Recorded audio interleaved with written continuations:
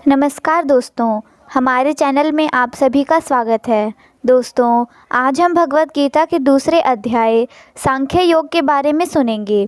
तो आइए दोस्तों सुनते हैं। संजय बोले, भगवान मधुसूदन ने करुणा से युक्त, आंसुओं से पूर्ण और व्याकुल नेत्रों वाले शोकयुक्त अर्जुन के प्रति यह वचन कहे कि हे अर्जुन, इस कठिन समय में यह मोह तुझे किस कारण प्राप्त हुआ है, क्योंकि न तो यह श्रेष्ठ पुरुषों द्वारा आचरित है, न स्वर्ग को देने वाला और न ही कीर्ति प्रदान करने वाला है। इसलिए हे पार्थ, तुम नपुंसकता को प्राप्त मत हो, यह तुम्हें शोभा नहीं देता। हे परंतप, हृदय की इस तुच्छ दुर्बलता को त्याग कर तुम युद्ध के लिए खड़े हो जाओ। अर्जुन बोले, हे मधुसूदन, मैं रणभूमि में बाहों से भीष्म पितामह और गुरु द्रोणाचार्य के विरुद्ध किस प्रकार युद्ध करूँगा, क्योंकि हे मधुसूदन, वे दोनों ही मेरे लिए पूजनीय हैं। इन महानुभाव गुरुजनों को न मारकर मैं इस लोक में शिक्षा भोजन खाना कल्याणकारक समझता हूँ, क्योंकि गुरुजनों को मारकर भी इस लोक में मैं रक्त से सने हुए अर्थ और कामरूप भोगों को ही तो भोगूंगा। हम यह भी नहीं जानते कि हमारे लिए युद्ध करना और न करना, इन दोनों में से कौन सी बात श्रेष्ठ है, अथवा हम यह भी नहीं जानते कि हम उन्हें जीतेंगे या वे हमको जीतेंगे। जिनको मारकर हम जीना भी चाहते हैं, वे ही धृतराष्ट्र के पुत्र मुकाबले के हमारे सामने खड़े हैं। कायरता रूप दोष से विचलित हुए, स्वभाव वाला तथा धर्म के विषय में मोहित हुआ मैं आपसे पूछता हूँ कि जो निश्चित कल्याणकारक साधन हो वह आप मेरे लिए कहिए, क्योंकि मैं आपका शिष्य हूँ, शरणागत हूँ, आप मुझे शिक्षा दीजिए। पृथ्वी के निष्कंटक धन धान्य संपन्न राज्य और देवताओं के राज्य को प्राप्त होकर भी मैं उस उपाय को नहीं देख पा रहा हूँ जो मेरी इंद्रियों को सुख देने वाले इस शोक को दूर कर सके। संजय बोले, हे राजन, निद्रा को जीतने वाले अर्जुन ने अंतर्यामी भगवान श्री कृष्ण को कहा कि ऐसी स्थिति में मैं युद्ध नहीं करूंगा, और यह स्पष्ट कहकर चुप हो गए। संजय बोले, हे भरतवंशी धृतराष्ट्र, तब दोनों सेनाओं के बीच में शोक करते हुए अर्जुन के प्रति ऋषिकेश भगवान श्री कृष्ण ने यह वचन बोले, हे अर्जुन, तू शोक न करने योग्य मनुष्यों के लिए शोक कर रहा है और बातें कर रहा है पंडितों जैसी, परंतु पंडितजन तो जिनके प्राण चले गए हैं उनके लिए, और जिनके प्राण अभी नहीं गए हैं उनके लिए भी शोक नहीं करते। न तो ऐसा ही है कि मैं किसी काल में नहीं था, तू नहीं था, या ये राजा लोग नहीं थे, और न ऐसा ही है कि आगे भविष्य में भी मैं सब नहीं रहेंगे। जैसे जीवात्मा की इस देह में बालकपन, जवानी और बुढ़ापा होता है, वैसे ही जीवात्मा को अन्य शरीरों की प्राप्ति होती है। इस विषय में धीर पुरुष मोहित नहीं होते। हे कुंती पुत्र, सर्दी गर्मी और सुख दुख को देने वाली इंद्रिय और विषयों के सहयोग को उत्पन्न और नष्ट होने वाले हैं और अनित्य हैं। इसलिए हे भरत, इनको तू सहन कर। हे पुरुष श्रेष्ठ, दुख सुख को सम्मान समझने वाले जिस धीर पुरुष को ये सुख दुख व्याकुल नहीं करते, वही मोक्ष के योग्य होता है। असत वस्तु की सत्ता नहीं है और सत का अभाव नहीं है। इस प्रकार दोनों का तत्वदर्शी ज्ञानी पुरुषों द्वारा देखा गया है। नाशरहित तू उसे जान जिससे यह संपूर्ण जगत व्याप्त है, और इस अविनाशी का नाश करने में कोई भी समर्थ नहीं है, और नाश रहित अनंत नित्य स्वरूप जीवात्मा के सभी शरीर नश्वर हैं। इसलिए हे भारतवासी अर्जुन, तू युद्ध कर। जो इस आत्मा को मारने वाला समझता है तथा इसे मर जाने वाला मानता है, वे दोनों ही इसके विषय में नहीं जानते, क्योंकि यह आत्मा न तो किसी को मारता है और न ही किसी के द्वारा मारा जाता है। यह आत्मा किसी भी समय में न तो जन्म ही लेता है और न ही मरता है, न ही यह उत्पन्न होकर फिर दोबारा होने वाला है। यह तो अजन्मा, नित्य, सनातन और पुरातन है।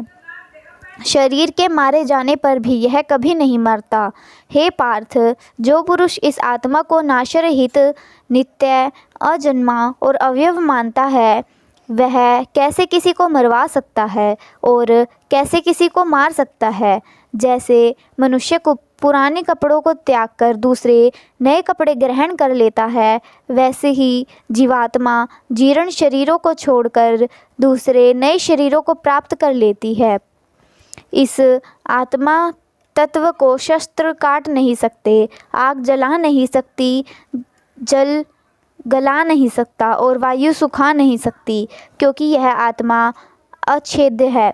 निसंदेह यह आत्मा जलाया, गलाया और सुखाया नहीं जा सकता तथा यह आत्मा नित्य, सर्वव्यापी, अचल, स्थिर रहने वाला और अनादि है। यह आत्मा अव्यक्त, अचिंत्य और अविकार रहित है। हे अर्जुन, इस आत्मा को उपयुक्त प्रकार से जानकर तुम्हें इस बारे में शोक नहीं करना चाहिए। यदि तू इस आत्मा को सदा जन्म लेने वाला और सदा मरने वाला मानता है तो भी हे महाबाहो, तुम्हारा इस प्रकार शोक मरना उचित नहीं, क्योंकि जन्मे हुए की मृत्यु निश्चित है और मरे हुए का जन्म निश्चित है। इसलिए इस निश्चित विषय में तुम्हारा शोक करना उचित नहीं है। फिर इस बारे में शोक क्या करना? कोई इस आत्मा को आश्चर्य की भांति देखता है, अन्य कोई इसके तत्व का आश्चर्य की भांति वर्णन करता है तथा अन्य कोई इसे आश्चर्य की भांति सुनता है, और कोई कोई तो सुनकर भी इस आत्मा तत्व को नहीं जानते। हे भारत, यह आत्मा सबके शरीरों में सदा ही अमर है, इसलिए संपूर्ण प्राणियों के लिए तेरा शोक करना व्यर्थ है। अपने धर्म को देखकर भी तू भय करने योग्य नहीं है, क्योंकि क्षत्रिय के लिए धर्म युक्त युद्ध से बढ़कर अन्य कोई कल्याणकारक कर्तव्य नहीं है। हे पार्थ, अनायास प्राप्त और खुले हुए स्वर्ग के द्वार रूप ऐसे युद्ध को भाग्यवान क्षत्रिय लोग ही प्राप्त कर पाते हैं। यदि तू इस धर्म युक्त युद्ध को नहीं करेगा तो अपने धर्म और कीर्ति को खोकर पाप का भागी बनेगा। सब लोग तेरी चिरकाल तक रहने वाली अपकीर्ति का कथन भी करेंगे। प्रतिष्ठित पुरुष के लिए दुष्कीर्ति तो मरने से भी अधिक दुखदायी होती है। जिनकी दृष्टि में तू पहले बहुत सम्मानित है, अब तुच्छा को प्राप्त होगा। वे महारथी लोग तुझे भयभीत हुआ युद्ध से उपराम हुआ मानेंगे। तेरे शत्रु तेरे सामर्थ्य की निंदा करते हुए तुझे बहुत सी न कहने योग्य बातें भी कहेंगे। फिर उससे अधिक तुझे और क्या दुख होगा? हे कौन्तेय, या तो इस दुख में मारा जाने पर तू स्वर्ग को प्राप्त होगा अथवा जीत जाने पर पृथ्वी का राज्य भोगेगा। इसलिए तू युद्ध के लिए निश्चय करके खड़ा हो जा। सुख दुख, लाभ हानि और जय पराजय को समान समझकर तू युद्ध के लिए तैयार हो जा। इस प्रकार युद्ध करने पर तू पाप को प्राप्त नहीं होगा। हे पार्थ, यह बुद्धियुक्त वचन तेरे लिए ज्ञान योग के विषय में कहे गए हैं, और अब तू आगे इसे कर्म योग के विषय में सुन। जिस बुद्धि से युक्त हुआ तू कर्मों के बंधन को सर्वथा नष्ट कर देगा। ईश्वरीय धर्म में आरंभ के आचरण अर्थात बीज का नाश नहीं होता और विपरीत फल स्वरूप दोष भी नहीं मानता। इस धर्म का अल्प सा भी आचरण करते करते मनुष्य जन्म मृत्यु रूप महान भय से अपनी रक्षा कर लेता है। हे कुरुनंदन, ईश्वरीय धर्म से निश्चयात्मिका बुद्धि अर्थात जीते हुए मन और इंद्रियों वाली बुद्धि एक ही होती है, लेकिन अस्थिर विचारों वाले विवेकहीन सकामी मनुष्यों की बुद्धियाँ निश्चित ही अनंत भेदों वाली होती है। हे अर्जुन, जो लोग भोगों में रममाण हो रहे हैं, जो कर्म फलों की प्रशंसा करने वाले वेद वाक्यों में प्रीति रखते हैं तथा जिनकी बुद्धि में स्वर्ग ही परम प्राप्य वस्तु है और उससे बढ़कर अन्य कोई वस्तु है ही नहीं, ऐसा कहने वाले विवेकहीन पुरुष जिस दिखाऊ पुष्पित शोभायुक्त वाणी का वर्णन करते हैं वह जन्म मृत्यु रूप कर्म फल को देने वाली है तथा भोगेश्वर्य की प्राप्ति के लिए भिन्न भिन्न प्रकार की अनेक क्रियाओं का वर्णन करने वाली है। उस वेदवाणी द्वारा जिनका चित्त हर लिया गया है और जो लोग भोग ऐश्वर्य में अत्यंत आसक्त हैं, उन पुरुषों की परमेश्वर में निश्चयात्मिका बुद्धि नहीं होती। हे अर्जुन, वेद तीनों गुणों के कार्य रूप समस्त भोगों एवं उनकी प्राप्ति के साधनों का प्रतिपादन करते हैं। तू उन सब भोगों एवं उनके साधनों से आसक्ति रहित होकर हर्ष शोकादि द्वंद्वों से रहित होकर नित्य वस्तु परमात्मा में स्थिर होकर योगक्षेम को न चाहने वाला और स्वाधीन अंतःकरण वाला बन। सब ओर से परिपूर्ण जलाशय के प्राप्त हो जाने पर मनुष्य का एक छोटा जलाशय के साथ जितना प्रयोजन रह जाता है, ईश्वर को तत्व से जानने वाले ब्राह्मण का भी समस्त वेदों से में सिर्फ उतना ही प्रयोजन रह जाता है। हे अर्जुन, तेरा कर्म करने में ही अधिकार है, कर्म फलों में कभी नहीं। इसलिए तू कर्मों के फल का हेतु मत बन तथा कर्मों को न करने में भी आसक्ति मत रख। हे धनंजय, तू आसक्ति रहित होकर सफलता और असफलता में समबुद्धि वाला होकर योग में स्थित हुआ। निष्काम भाव से कर्मों को कर, यह संभव ही समतव योग कहलाता है। इस समतव बुद्धि योग की अपेक्षा सकाम कर्म अत्यंत ही निम्न श्रेणी के हैं। इसलिए हे धनंजय, तू समबुद्धि योग की ही शरण ग्रहण कर, क्योंकि फल के हेतु बनने वाले पुरुष अत्यंत दीन होते हैं। समबुद्धि युक्त पुरुष पुण्य और पाप दोनों को ही इस लोक में त्याग देता है। इसलिए तू समतव रूप योग में लग जा। यही कर्मों में कुशलता और अर्थात कर्म बंधन से छूटने का उपाय है। समबुद्धि युक्त ज्ञानी जन कर्मों से उत्पन्न फलों को त्याग कर जन्म रूपी बंधनों से मुक्त होकर निर्विकार परम पद को प्राप्त हो जाते हैं। जिस समय तेरी बुद्धि मोह रूपी दलदल से भली भांति पार हो जाएगी, उस समय तू सुने हुए और सुनने में आने वाले इस लोक तथा परलोक के समस्त भोगों से वैराग्य को प्राप्त हो जाएगा।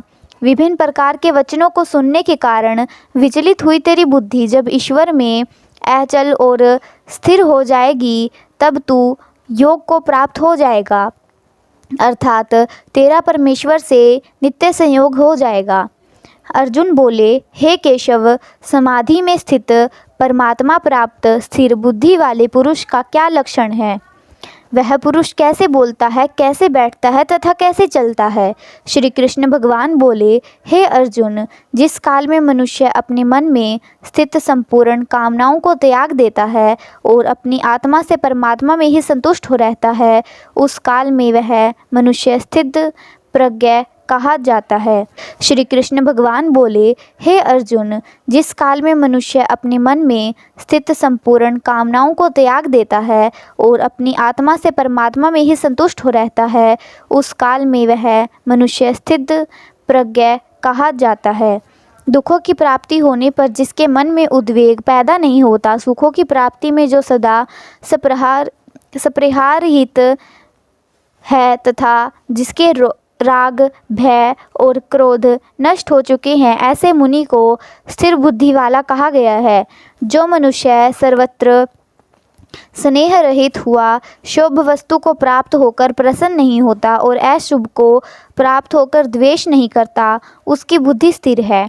जैसे कछुआ सब ओर से अपने सारे अंगों को समेट लेता है, वैसे ही जब मनुष्य अपनी इंद्रियों को उनके विषय में सब प्रकार से हटा लेता है, तब उसकी बुद्धि स्थिर मानी जाती है। परंतु इंद्रियों द्वारा विषय भोगों को ग्रहण न करने वाले पुरुष के विषय तो निर्वृत्त हो जाते हैं, लेकिन विषयों में रहने वाले आसक्ति निर्वृत्त नहीं होती। स्थित प्रज्ञ की आसक्ति पर ब्रह्मा का साक्षात्कार होने पर निर्वृत्त नहीं हो जाती है।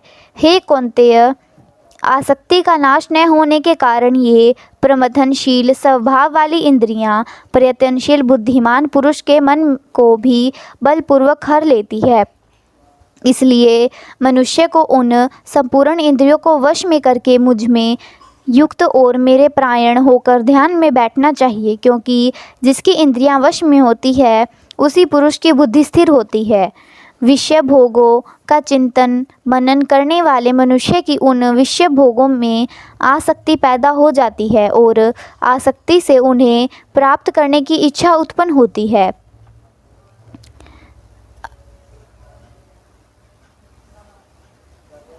और इच्छा पूर्ति में विघ्न पड़ने से क्रोध पैदा होता है।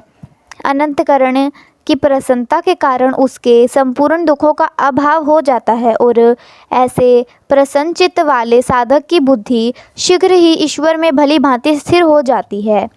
न जीते हुए मन और इंद्रियों वाले मनुष्य में निश्चयात्मिका बुद्धि नहीं होती और ऐसे अयुक्त मनुष्य के अंदर भावना भी नहीं होती तथा भावनाहीन मनुष्य को शांति नहीं मिलती। और अशांत को सुख कैसे मिल सकता है? जैसे जल में चलने वाली नौका को वायु हर लेती है, वैसे ही विषयों में विचरण करती हुई इंद्रियों में से मन जिस किसी भी इंद्रिय के साथ रहता है वही एक ही इंद्रिय इस अयुक्त पुरुष की बुद्धि को हर लेती है। इसलिए हे महाबाहो, जिस पुरुष की इंद्रियां उसके रूप रस गंधादि विषयों से सब प्रकार से निग्रह की गई हुई है, उसी पुरुष की बुद्धि स्थिर है। सभी प्राणियों के लिए जो रात्रि सदृश है, उस नित्य ज्ञान में परमेश्वर की प्राप्ति में योगी सदा जागृत रहता है और जिन नाशवान सांसारिक भोगों तथा सुखों की प्राप्ति में सब प्राणी सदैव जागृत रहते हैं, परमात्मा का तत्वदर्शी योगी उन्हें रात्रि के समान समझकर उनकी ओर से उदासीन रहता है। जैसे अनेक नदियों का जल सब ओर से परिपूर्ण अचल प्रतिष्ठा वाले समुद्र में उसे विचलित किए बिना ही उसमें समा जाता है, वैसे ही सब भोग योगयुक्त पुरुष में उसे विचलित किए बिना ही उसमें समा जाते हैं। इसलिए योगयुक्त परम शांति को प्राप्त होता है और भोगों को चाहने वाला जन्म मरण के चक्र में फंसा रहता है। जो पुरुष समस्त कामनाओं को त्याग कर ममता रहित, अहंकार रहित और संपूर्ण आसक्ति रहित हुआ बरतता है, वही शांति को प्राप्त होता है। हे पार्थ, यह पर ब्रह्मा प्राप्त पुरुष की स्थिति है। इस स्थिति को प्राप्त हुआ योगी कभी मोहित नहीं होता और अनंत काल में भी इसी पर ब्रह्मा स्थिति में स्थित हुआ पर ब्रह्मा को प्राप्त होता है। उम्मीद करते हैं दोस्तों आपको ये भगवत गीता से संबंधित सांख्य योग के विचार सुनने में अच्छे लगे होंगे। दोस्तों आपको ये विचार सुनने में अच्छे लगे हैं तो कृपया करके चैनल को सब्सक्राइब ज़रूर करें। इसी के साथ विदा लेते हैं दोस्तों, कल फिर